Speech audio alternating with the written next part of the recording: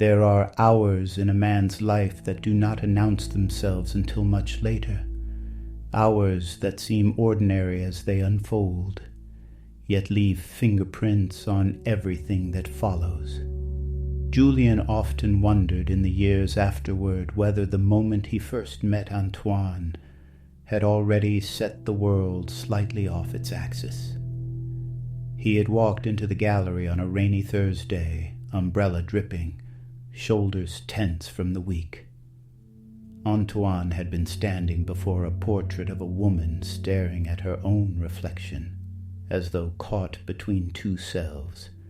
Julian remembered thinking he'd never seen someone look at art the way Antoine did, with an ache, a longing, as though searching for a version of himself hidden in the brushstrokes. They exchanged only a nod, then a few words about the artist. But even then, before the dinners, before the stolen glances, before the quiet hours and the terrible choices, Julian felt something shift, a small, quiet gravity. He didn't yet know it would follow him home, that it would reshape his life, that it would destroy it, or that it would save him.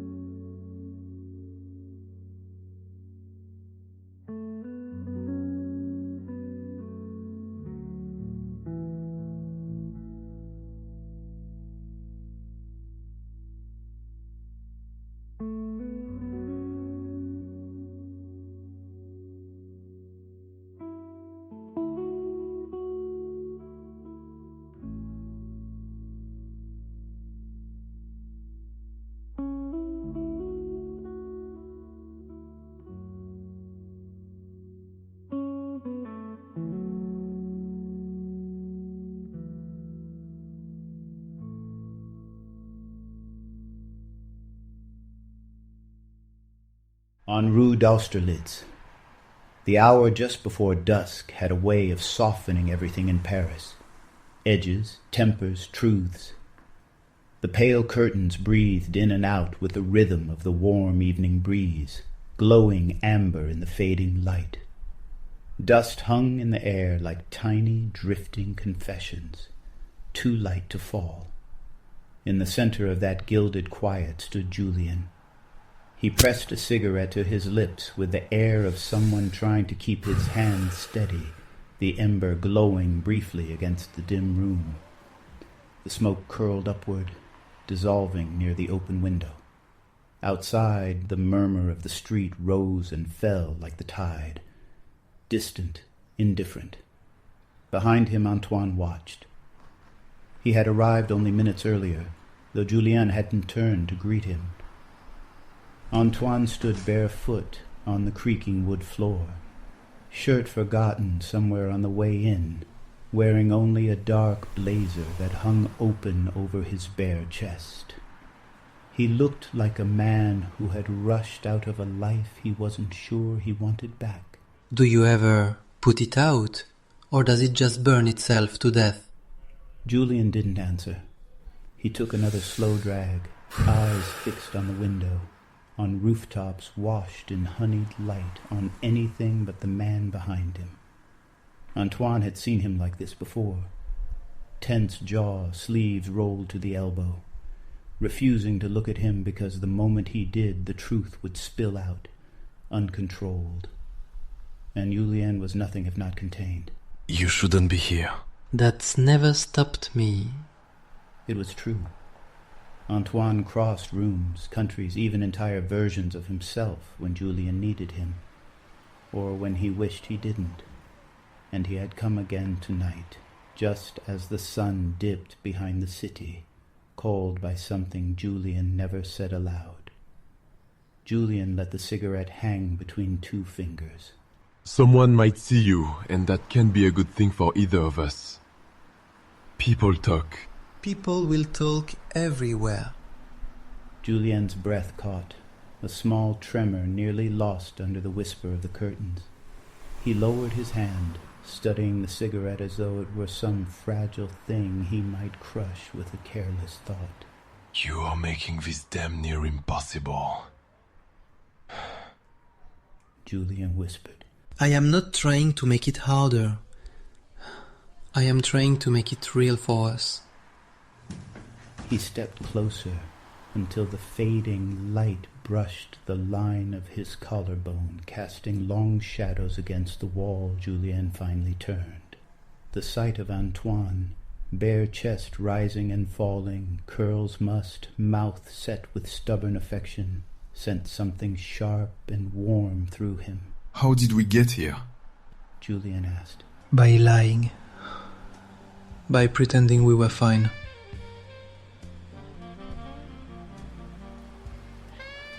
By staring at each other across dinner tables with our wives and never breathing a word. A muscle flickered in Julian's cheek, as if the truth had struck him physically. Antoine reached out, not touching him, not yet, just letting his hand hover near Julian's arm, close enough to feel the heat of him. You left your shirt on the chair. Julian said quietly, as though that observation alone might anchor him. And you, sir, left your heart on the table the night I met you. I have been trying to give it back ever since. Julian's breath shook. The cigarette finally slipped from his fingers, landing soundlessly on the wooden floor. Neither man moved to pick it up. The sun dipped lower, leaving only the amber glow of the room, the hush of the street below, and the weight of everything they had not said. Antoine stepped closer. Tell me to go, mon cher, and I will. Julian closed his eyes, but he didn't speak.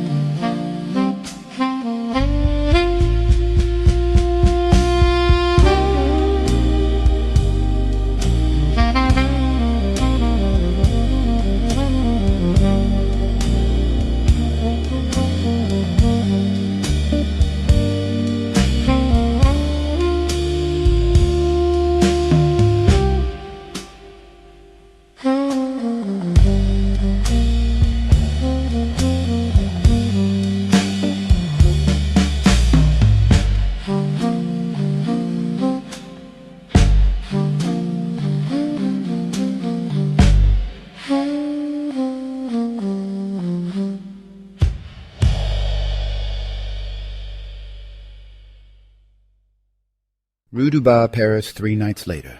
Julien had always believed that there were two kinds of dinners in life. The ones where people ate, and the ones where people performed. The dinner at the Fournier residence that Friday evening belonged to the latter category. Crystal glasses arranged with military precision, napkins folded like origami birds, conversation clipped and sparkling, just like the sophisticated chandeliers that hung from the ceiling. Julien's wife Claire stood by the window, greeting the guests with an elegance she carried with her even when she was exhausted. She smiled warmly, her earrings catching the light, like Oh, Claire, sparkling those stars in earrings a are midnight just sky. lovely. Julian wondered, not for the first time, if she knew more than she let on. She always had a way of knowing things without ever saying a word. Antoine arrived late. He had texted Julian earlier, running behind, "Don't let them open the wine without me." Julian had stared at the message too long, memorizing the curve of each letter before sliding his phone away as his wife walked past. I just don't understand how I can be so happy but so unhappy at the same time. These parties are so boring. I want my whiskey, I want Antoine, I want to be sitting by a fire with him. My God, I can't have these thoughts. I'm married. When the door finally opened and Antoine stepped into the room, Julian felt something shift. Not a dramatic lurch, but a quiet tightening, as though someone had pulled a thread inside him. Antoine wore a crisp shirt tonight, the sleeves rolled, hair still damp from a rushed shower. He looked almost too put together, as though he had worked very hard to appear like a man who was not unraveling. His wife, Elise, followed behind him, cheeks flushed from the chilled air outside. She looked effortlessly lovely, touching Antoine's arm as she thanked their hosts. Antoine smiled at her out of habit, not out of love. Julian could see the difference. He always could. They sat at a long oak table polished to a dazzling shine. Julian and Antoine ended up across from each other. By accident or by the cruel hand of fate, Julian could not say.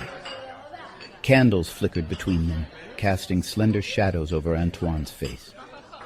Julian tried not to look too long, but he could feel it, that gravitational pull that neither one of them had ever found the way to escape.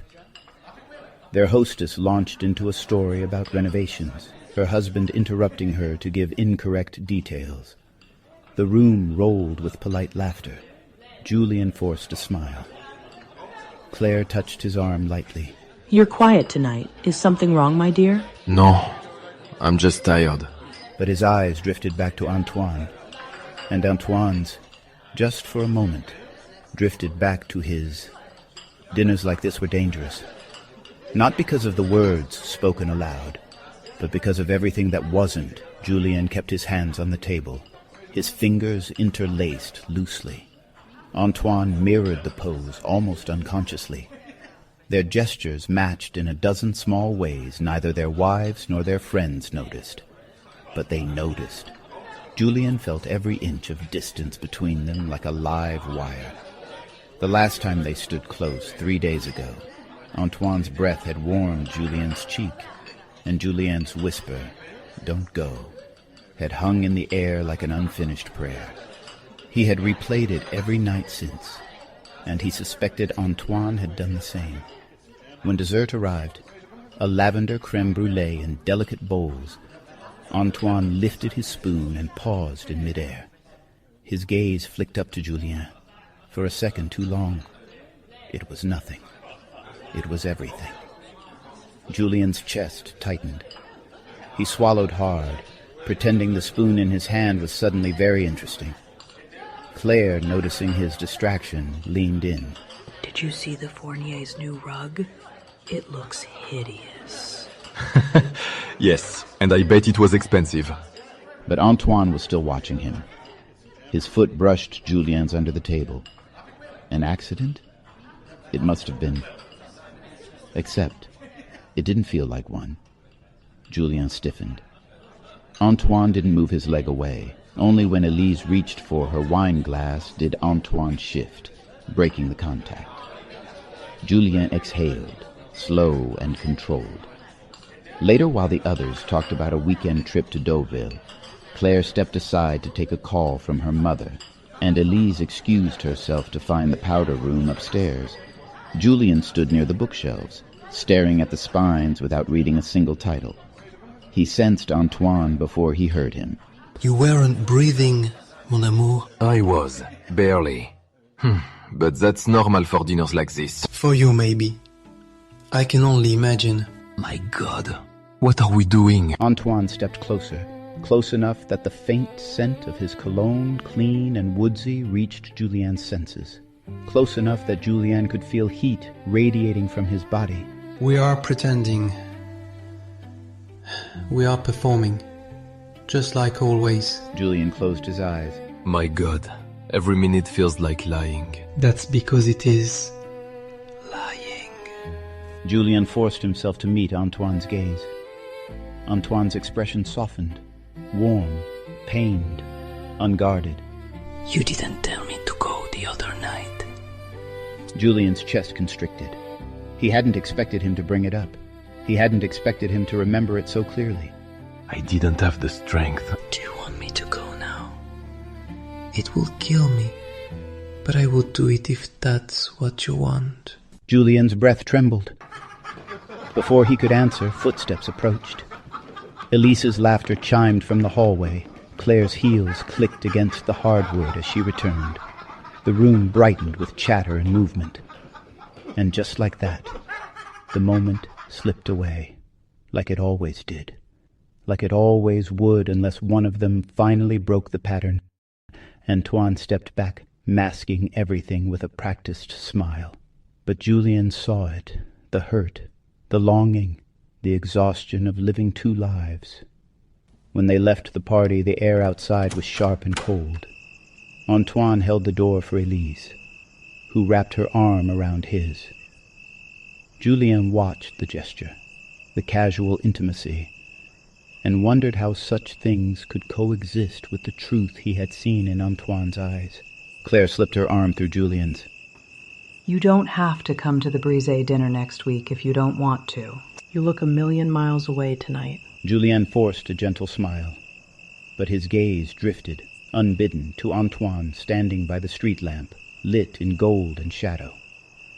Antoine looked back just once, just long enough, and Julien felt something inside him shift with quiet inevitability, a decision forming, a truth rising, a storm coming.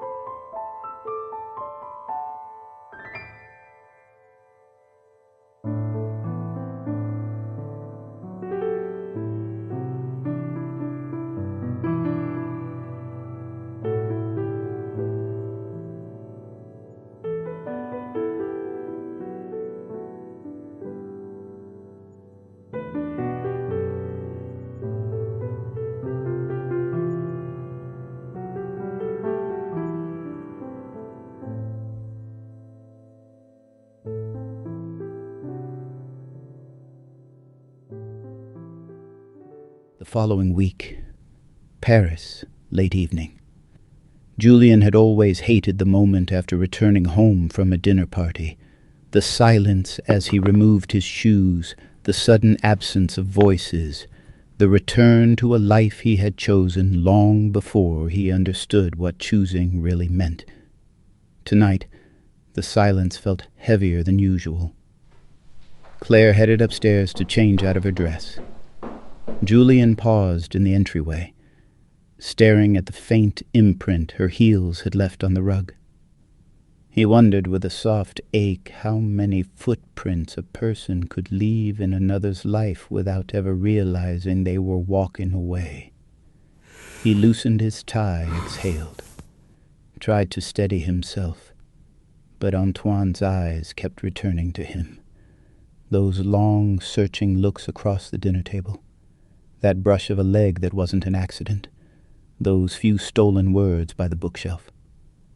You didn't tell me to go. No, he hadn't.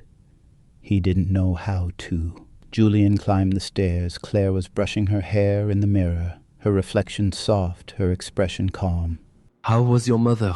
Dramatic, and only 90% necessary. Julien smiled. Claire's humor always came when he least expected it, smoothing sharp edges without even trying. Do you want tea? She offered. No, I'm alright. She studied him, head tilted. You're restless tonight, dear. Are you okay? I noticed you didn't say 2 words at the party. Julian froze. Claire saw so much, too much. He forced a casual tone. It was just a long week. Too many problems at work, too much on my mind. She stepped closer, fingertips brushing his forearm.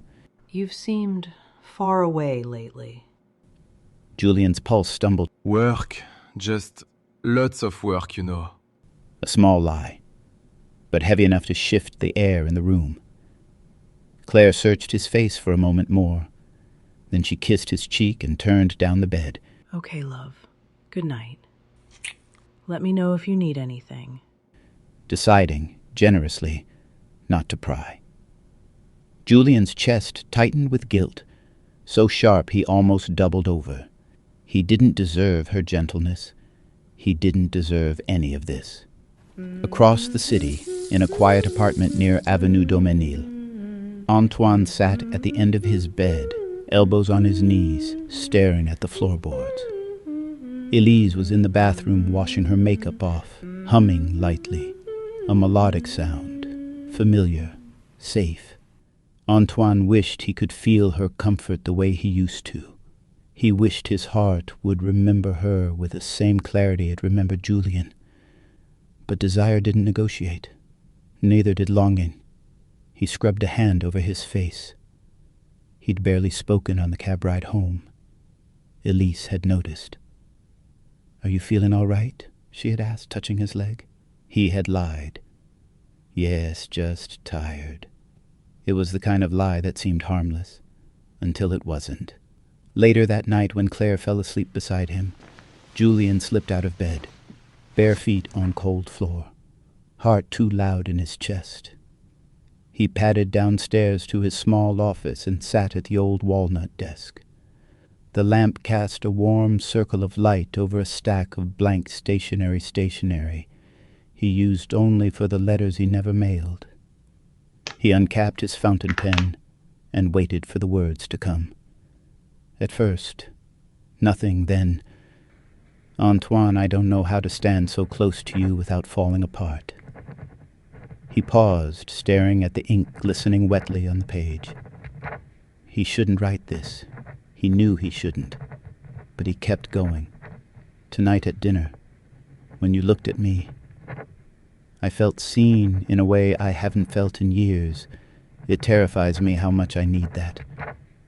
Julian's hand shook.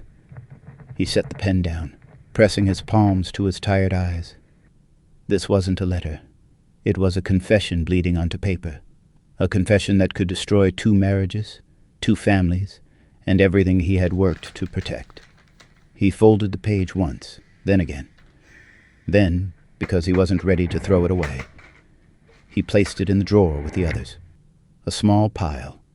A private record of everything he couldn't say aloud. Antoine lay awake, staring at the ceiling. Elise's warm breath curved across his shoulder. The soft glow of the streetlight slipped through the curtain and lit the room in pale amber. He reached for his phone. He shouldn't call Julien. Not at this hour. Not ever. Still, he unlocked the screen. His thumb hovered over Julien's name. He typed, "Are you awake?" He stared at it for a long moment, then he deleted it. Typed again. "I'm still thinking about the other night." Delete, delete, delete. He put the phone face down on the nightstand, rolled onto his back, closed his eyes. But the truth pressed against his ribs, insistent and breathless. He was already losing the ability to pretend. And then, as if pulled by gravity or madness, Antoine rose from the bed. He slipped out quietly, grabbing the coat hanging near the door. He didn't wake Elise. He didn't leave a note. He stepped out into the cold night, breath fogging in the air, heart pounding with a reckless clarity. He walked 4 blocks, then 6, then 10, until he stood across from Julian's building, staring up at the windows glowing softly in the dark. His chest hurt. His hands shook. He wasn't sure what he was doing, but he knew why, because everything in him, every longing, every regret, every moment of restraint pulled him here, Julian. Julian, who would be sleeping or writing or torturing himself quietly in that softly lit office. Julian, who said, "Don't go," with a voice that had undone him. Antoine stood on the opposite sidewalk for a long time. The street was silent. The world was asleep. He whispered into the cold air, "Just tell me what to do." But the only answer was the rustle of wind against the leaves. Antoine closed his eyes. He didn't go inside. He didn't knock. He simply turned, slowly, painfully, and walked back into the night, leaving behind everything he wanted and everything he feared,